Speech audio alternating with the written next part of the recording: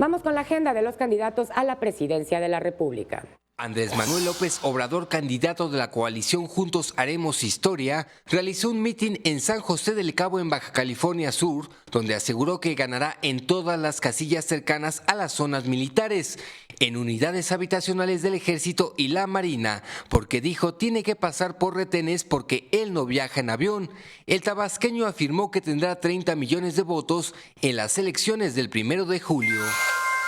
Por su parte, el candidato presidencial de la Coalición por México al Frente, Ricardo Anaya, realizó un mitin en Ecatepec, Estado de México, donde se reunió con habitantes de ese municipio y de Coacalco, Nezahualcóyotl y Tultitlán.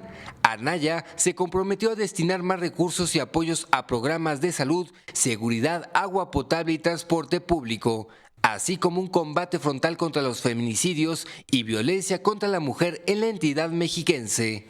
En tanto, el candidato presidencial de la coalición Todos por México, José Antonio Meade, estuvo en Salina Cruz, Oaxaca, donde se reunió con habitantes y empresarios de este municipio en la zona de la costa.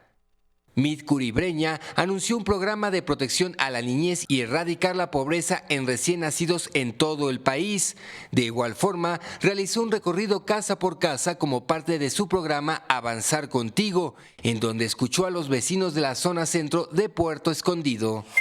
Mientras que Margarita Zavala, candidata independiente a la presidencia de la República, realizó un mitin en Zapopan, Jalisco, donde aseguró que en su gobierno dará prioridad a la seguridad de las familias mexicanas para garantizar que los delincuentes enfrenten la justicia y poner así un alto a la impunidad que lastima a los ciudadanos. También afirmó que como presidenta de la República, su trabajo estará a la altura del esfuerzo y talento de mujeres y hombres que a diario se abren paso a pesar de la adversidad.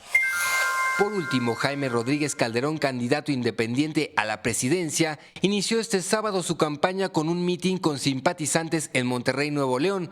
Rodríguez Calderón habló de temas como la economía nacional, la seguridad y la educación. Señaló que en materia de finanzas daría a los estados la mitad de los ingresos, aunque pidió a los nuevos alcaldes no robarse esos recursos, ya que recalcó son del pueblo.